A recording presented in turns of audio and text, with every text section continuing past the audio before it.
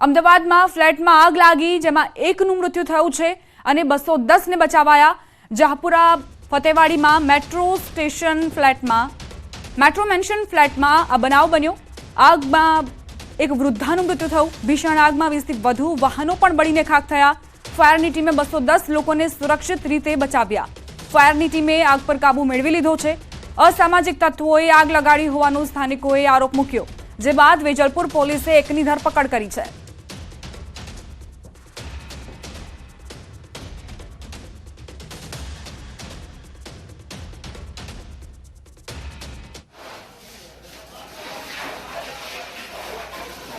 અહીં આગ લાગવાને કારણે ઘણા બધા વાહનોનું નુકસાન થયું છે।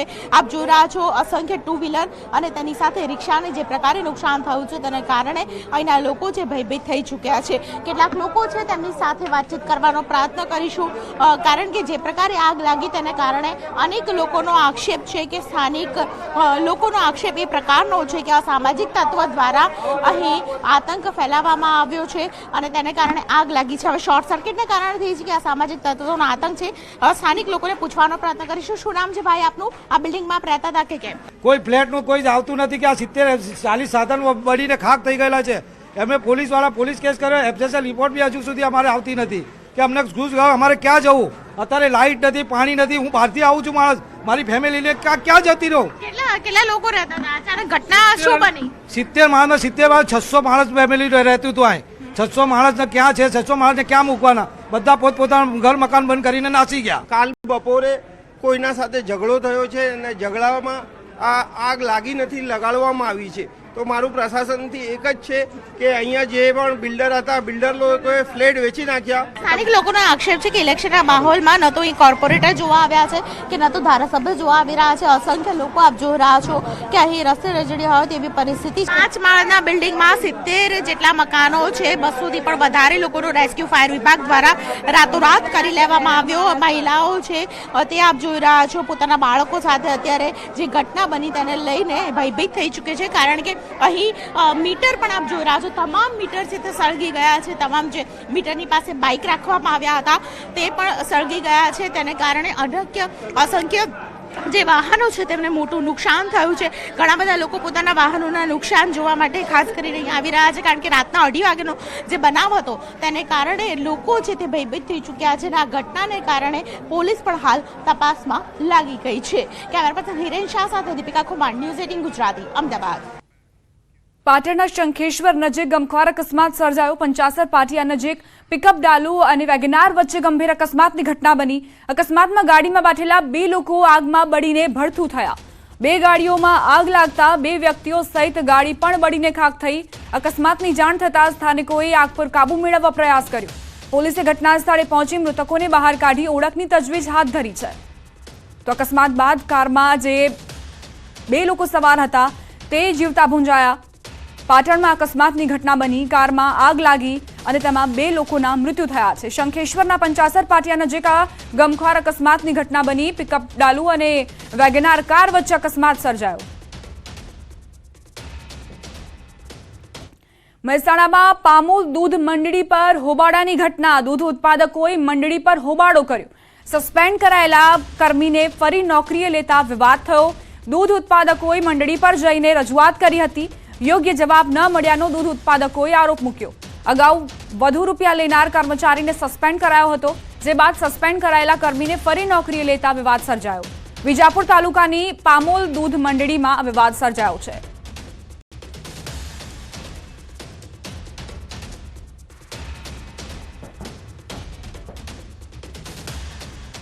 બુલેટિનમાં રોકાઈશું એક નાનકડા વિરામ માટે। આપ જોતા રહો ન્યૂઝ 18 ગુજરાતી।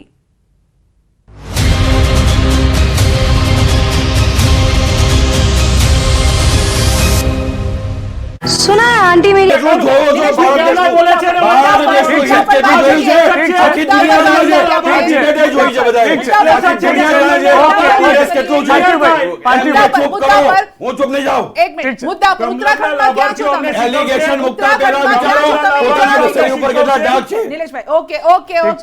ઉત્તરાખંડમાં ક્યાં છો તમે? બસ એ જણાવી દો। ઉત્તરાખંડનો મુખ્ય મુદ્દો, ઉત્તરાખંડના યુવાનોનો મુખ્ય મુદ્દો પહેલા પણ મેં ચર્ચા કરી છે। ઉત્તરાખંડમાંથી સૌથી વધારે સેનામાં ભરતી થવા વાળા યુવાનોની ટકાવારી ખૂબ વધારે છે.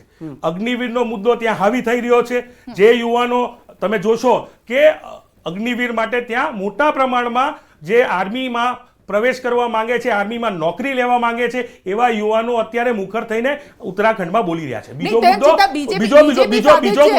બીજો મુદ્દો કે ત્યાંના જે જોશીમઠનો ઇસ્યુ છે, પર્યાવરણના મુદ્દા છે, જેથી કરીને લોકોના જનજીવન ઉપર ખૂબ મોટો પ્રભાવ પડી રહ્યો છે. આ મુદ્દાને લઈ ભારતીય રાષ્ટ્રીય કોંગ્રેસ ઉત્તરાખંડમાં પ્રચાર કરવાની ઠીક છે. ઓકે ઓકે, તો પછી બીજેપીનો દબદબો કેમ છે ત્યાં? જો આજ બધા મુદ્દા હોય તો બીજેપીનો દબદબો કેમ ઉત્તરાખંડમાં? તો પછી જો મેં તમને શું કીધું કે ઉત્તરાખંડ હોય ત્યાં ડબલ એન્જિનની સરકારો, અમે છે ને અમારો રિપોર્ટ કાર્ડ લઈને જઈએ છીએ. અમારી પાસે, હું ડંકાની ચોટ પર કહું છું, હું ભારતીય છું, હિન્દુ છું, એનો મને ગર્વ છે.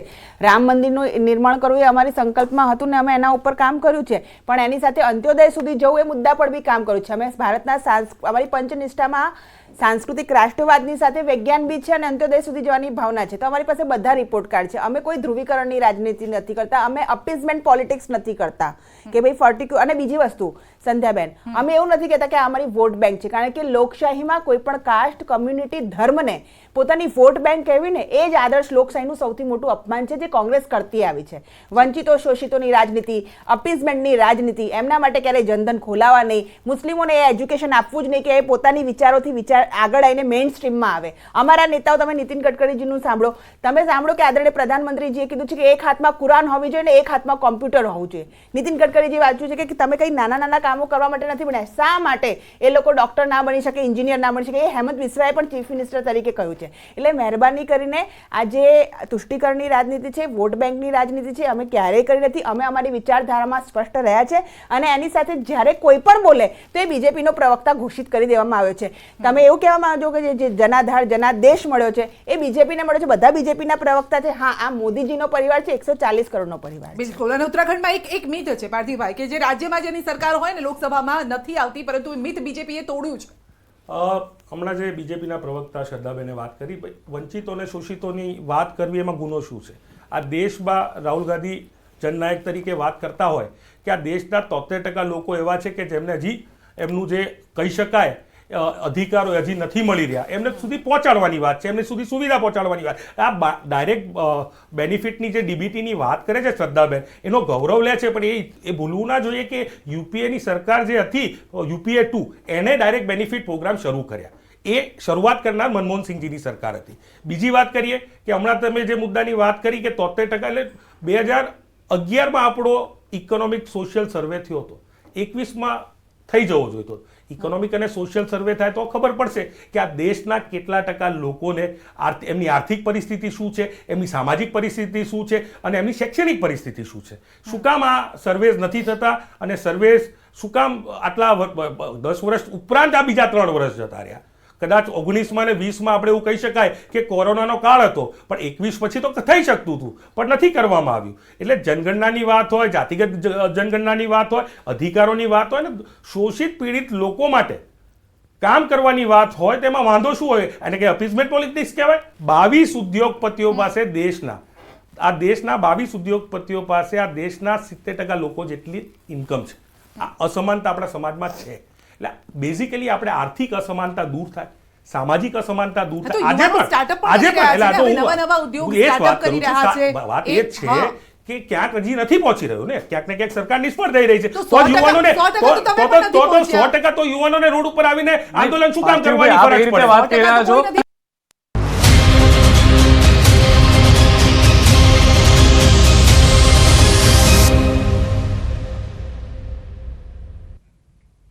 વિરામ બાદ સ્વાગત. સમાચાર સાબરકાંઠાથી. વડાલી કિસાન સંઘ અને ખેડૂતો આકરા પાણીએ જોવા મળ્યા. ખેડૂતોએ નગરોડ પ્રશાસન સામે બાયો ચડાવી. માવઠાથી થયેલ નુકસાનીના સર્વેને લઈ ઉગ્ર આંદોલન કરવામાં આવી રહ્યું છે. મોટી સંખ્યામાં ખેડૂતો વડાલી એપીએમસી પહોંચ્યા. નુકસાનીનો સર્વે ન થતા વડાલી શહેર સજ્જડ બંધ રહ્યું. ખેડૂતોના સમર્થનમાં બજારો સંપૂર્ણ બંધ રાખવામાં આવી છે. બંધના એલાનને લઈ શહેરમાં સવારથી જ સન્નાટો વ્યાપી ગયો છે. નુકસાનીનો સર્વે અને વળતર આપવા માટે ઉગ્ર માંગ કરવામાં આવી રહી છે. માર્કેટ યાર્ડમાં ખરીદી તેમજ વેચાણ સંપૂર્ણપણે બંધ રખાયું છે. સર્વે કરી તાત્કાલિક વળતર ચૂકવવાની માંગ સાથે બેઠક કરાઈ. માંગ નહીં સંતોષાય તો ઉગ્ર આંદોલનની ચીમકી ઉચ્ચારાઈ. ખેડૂતોએ કહ્યું, આગામી સમયમાં નુકસાનીનું વળતર નહીં ચૂકવાય તો ઉગ્ર આંદોલન થશે. વડાલી એપીએમસી ખાતે ચુસ્ત પોલીસ બંદોબસ્ત ગોઠવવામાં આવ્યો છે. વહીવટી પ્રશાસને પોલીસની પણ મદદ લીધી છે.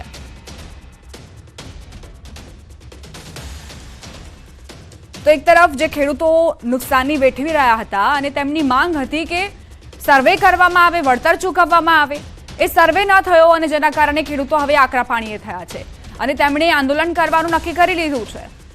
આજે સમગ્ર બજારો બંધ રહી વડાલીમાં અને ખેડૂતોની આ માંગને તેમણે સમર્થન પણ આપ્યું. સાથે જ માર્કેટિંગ યાર્ડમાં જે ખરીદ વેચાણ હતું તે પણ બંધ રહ્યું અને બંધના એલાનમાં સૌ કોઈ સમર્થન પણ આપી રહ્યા છે.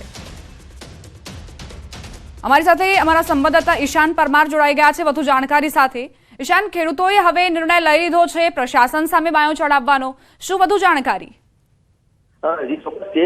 વડાલી ખાતે જે કમોસમી વરસાદ અને કરા સાથે વરસાદ વરસ્યો હતો જેના કારણે ખેડૂતોને ભારે નુકસાન થયું હતું અને જે પાકનું વળતર મળે તે માટે ખેડૂતો છેલ્લા કેટલા દિવસથી વિરોધ પ્રદર્શન કરી રહ્યા છે. અલગ અલગ જગ્યાએ આવેદનપત્ર પણ આપ્યા છે પરંતુ કોઈ યોગ્ય નિર્ણય નહીં લેવાતા અત્યારે હાલ તો ખેડૂતોએ વડાલી બંધ પાડી છે. સમગ્ર વડાલી શહેર પોલીસ છાવણીમાં ફેરવાઈ ગઈ છે અને જ્યાં સુધી સર્વે નહીં કરવામાં આવે, યોગ્ય વળતર નહીં આપવામાં આવે ત્યાં સુધી દિવસે દિવસે અલગ પ્રકારના વિરોધ કાર્યક્રમ પણ યોજાઈ રહ્યા છે. જી આભાર ઈશાન જાણકારી આપવા માટે. તો માવઠાથી થયેલ નુકસાનીના સર્વેને લઈને આ ઉગ્ર આંદોલન છેડાયું છે અને મોટા પ્રમાણમાં ખેડૂતોએ અહીં પહોંચીને પોતાની રજૂઆત કરી છે. સાથે જ તેમણે એ પણ કહ્યું કે જો પ્રશાસન અમારી માંગ નહીં સંતોષે તો હજુ પણ વધુ મોટા પાયે આંદોલન કરાશે.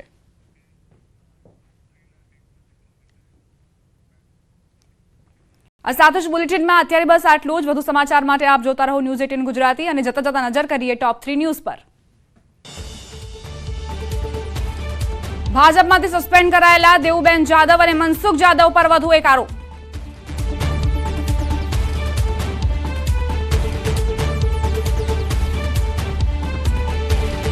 અમિત શાહનો ઝંઝાવાતી પ્રચાર. અમદાવાદના સુભાષ ચોકના હનુમાન મંદિરે દર્શન કરી પ્રચારના શ્રી ગણેશ કર્યા. લોકસભા ચૂંટણી પહેલા ભાજપની મહત્વની બેઠક દિલ્હીમાં. આવતીકાલે તમામ પ્રદેશોના ચૂંટણી સંયોજકોના વર્કશોપનું આયોજન. સાબરકાંઠા કોંગ્રેસમાં ભંગાણ. તલોદ કોંગ્રેસના નેતાઓ સહિત 100 થી વધુ કાર્યકર્તાઓના કેસરિયા.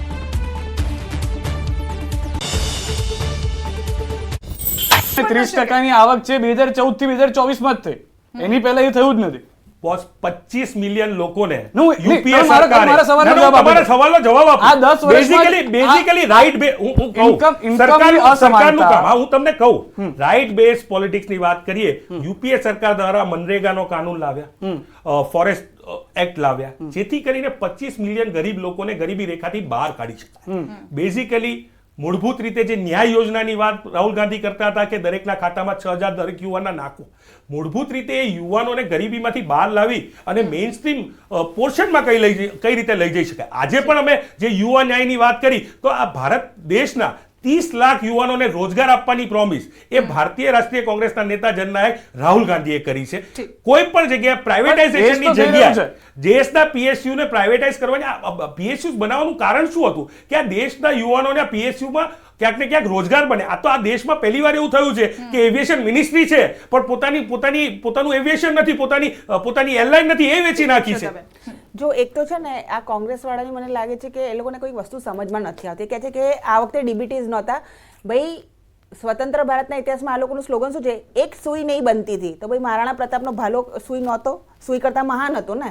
એટલે જો આવી વાતો ના હોય, દેશ ક્રમશઃ ચાલતો આવે છે. હું સ્વર્ગીય અરુણ જેટલીના શબ્દોને કોટ કરું છું. પોલિસીઝ હતી, મેં ક્યારેય ના નથી પાડી. પોલિસી ઇન્દિરા ગાંધીજી વખતે હતી, નહેરુજી વખતે હતી, લાલ બહાદુર શાસ્ત્રીજી વખતે હતી, નરસિંહા રાવ વખતે બી હતી. પરંતુ પોલિસી પેરાલિસિસના યુગમાંથી અમે એને બહાર લઈને આવ્યા છે. અમે એ જ પોલિસી એક જ વ્યક્તિ નથી બનાવતું. સરકાર, એની સાથે બ્યુરોક્રેસી, ઘણા બધા લોકો બુદ્ધિક્રેટ, બ્યુરોક્રેટ બધા લાગીને બનાવતા હોય છે. કોઈ પોલિસી કોઈ સરકાર આવે તો કોઈની બંધ કરી દે છે. એવું ક્યારેય આદર્શ વ્યવસ્થામાં નથી હોતું. પણ એમ્સ પહેલા બી હતા, પણ કેટલા એમ્સ હતા ને કેટલા એમ્સની રિક્વાયરમેન્ટ અને કેટલા સમયમાં એમ્સ બન્યા છે. ભારતીય રેલવે પહેલા હતું, આજે ભારતીય રેલવે ક્યાં છે? એરપોર્ટ પહેલા હતા, આજે એરપોર્ટ ક્યાં છે? રાષ્ટ્રીય શિક્ષા નીતિ પહેલા શું હતી, અત્યારે શું છે? 5 લાખનું આયુષ્યમાન કેરનું કેશલેસ કાર્ડ પહેલા હતું કે નહોતું એ વસ્તુ જોવાની છે. તમે પહેલા ખેડૂતો પહેલા બી હતા, એ લોકોએ ખેતી બી કરી છે અને અમે અનાજ બી ખાધું છે. એ ખેડૂતો માટે કિસાન સન્માન નિધિ ક્યારે આવી? આપણે આવા મુદ્દાઓ પર ચર્ચા કરીએ કે આ બધા મુદ્દાઓ પર સરકારે જ્યારે કામ કર્યું છે ને ત્યારે જનતા જનાર્દનનો જે આશીર્વાદ છે ઠીક ને છે, આ એ વોટના રૂપે વધે છે. ઠીક છે, આ વિશ્વાસ ઉપર જનતા તમને વોટ આપશે તેવું શ્રદ્ધાબેન કહી રહ્યા છે, એટલે કે બીજેપી તરફથી કહેવામાં આવી રહ્યું છે. હવે આપણે વાત કરીશું ઓરિસ્સા સ્ટેટની. બીજું જનતા દળ, જી હા, બીજું જનતા દળ. હવે અહીંયા બીજેપી સાથે ગઠબંધનની અહીંયા વાતો થઈ રહી છે. ઓડિશાની 21 બેઠકોની વાત કરીએ તો 21 બેઠકમાંથી એનડીએને 13 બેઠક મળવાનું અનુમાન છે. ઇન્ડી ગઠબંધનનો સફાયો થઈ શકે છે. તો સવાલ અહીંયા એ છે કે અન્યને 8 બેઠક મળવાનું અનુમાન છે. ઓરિસ્સાની આપણે વાત કરી રહ્યા છીએ. ઓરિસ્સાની 21 બેઠક પર આ મહાસર્વે કરવામાં આવ્યો છે અને મહાસર્વેમાં એનડીએ આગળ નીકળતું દેખાઈ રહ્યું છે. 21 માંથી 13 બેઠક અહીંયા બીજેડી સાથે આ ગઠબંધન જો થાય, કારણ કે લોકસભા ચૂંટણીની વાત હતી, વિધાનસભામાં હજી નથી, એ સહમતિ નથી બની રહી, તો શું લાગે છે કે આ એ રિફ્લેક્ટ અહીંયા થઈ રહ્યું છે શ્રદ્ધાબેન? ડેફિનેટલી, કારણ કે જે ઓડિશાના અમારા માનનીય મુખ્યમંત્રી છે એમનો બી તમે જુઓ કે નવીન પટનાયકજી, આપ એમનો ગ્રાફ જો તો મોરોલેસ, હું અત્યારે તો ગઠબંધન થવા જઈ રહ્યું છે ને થઈ જશે, એટલે પાર્ટીનો જે છે નિર્ણય છે રાષ્ટ્રીય, પણ તમે જુઓ કે મોરોલેસ એમની જે કામ કરવાની આખી પેટર્ન છે અને જે બીજેપીની વિચારધારા છે, અમારો કોમન મિનિમમ પ્રોગ્રામમાં એ થોટ પ્રોસેસ કાફી મળતી જુલતી આવે છે. જે પ્રમાણેની એમની શાલીનતા છે, જે પ્રમાણેના થોટ પ્રોસેસ છે અને જે પ્રમાણે એમને પણ આખું એક જીવન પોતાના એક રાજ્યને સમર્પિત કરી દીધું છે, એ આખી પ્રકારની એક પેટર્ન છે જોવા મળે છે. તો મને લાગે છે આ એક કોમન જે છે નરેન્દ્ર મોદીજીનું જે વ્યક્તિત્વ છે, આ બધાનું, એ લોકો દેશ માટે, પોતાના રાજ્યો માટે રહ્યા છે. તો મને લાગે છે કે એ વ્યક્તિત્વ અને એ જે ડેવલપમેન્ટલ મુદ્દાઓ ઉપર અમારી યુતિ ત્યાં બનશે અને સારું પરિણામ આવશે. ઓરિસ્સાના જે આપે જે દર્શાવેલા પરિણામો છે, ઓરિસ્સામાં અનેક આદિવાસીઓના મુદ્દાઓ છે. મોટા પ્રમાણમાં ત્યાં આદિવાસી વિસ્તાર આવેલો છે. જંગલ જમીનના માછીમારી સાથે સંકળાયેલા લોકો બધા આદિવાસી ટ્રાઇબલ એરિયા પણ જંગલનો વિસ્તાર પણ ખૂબ મોટો છે. એટલે જંગલ જમીન અધિકારમાં ક્યાંક ને ક્યાંક સરકાર નિષ્ફળ રહી છે. જે આદિવાસીઓને જંગલ જમીનનો અધિકાર મળવો જોઈએ નથી મળી રહ્યો. એ પછી ગુજરાત હોય, છત્તીસગઢ હોય, અનેક અલગ રાજ્યોમાં આ પરિસ્થિતિ આપણી સામે આવી છે. ત્યારે એ જંગલ જમીનના અધિકારને લઈને આદિવાસીઓ અત્યારે મોટા પ્રમાણમાં ત્યાં પોતાની વાત મૂકી રહ્યા છે. બીજું કે એમના જંગલો છે, એમાં જે હેવી ઇન્ડસ્ટ્રીયલાઇઝેશન થઈ રહ્યું છે એનો પણ વિરોધ છે. અલગ અલગ વિસ્તારમાં અલગ અલગ પ્રશ્નો છે, અલગ અલગ મુદ્દાઓ છે. અને સ્પષ્ટપણે હું માનું છું કે આ બીજુ પટનાયકના દીકરા નવીન પટનાયક, એટલે બીજુ પટનાયક સાહેબ કોંગ્રેસના એક સમયના નેતા હતા અને એ વિસ્તારમાં ક્યાંક ને ક્યાંક એમના ફાધર હતા. નવીન પટનાયક તો કે નહીં, પણ ત્યારે ભારતીય રાષ્ટ્રીય કોંગ્રેસની ત્યાંની ગ્રાઉન્ડની લીડરશિપ, ત્યાંના કાર્યકરો જે પ્રકારે મહેનત કરી રહ્યા છે, સ્પષ્ટપણે માનું છું કે કદાચ આ પરિણામથી વિપરીત પરિણામ આવશે. તમે જે બતાવ્યું છે શૂન્ય તો શક્ય જ નથી.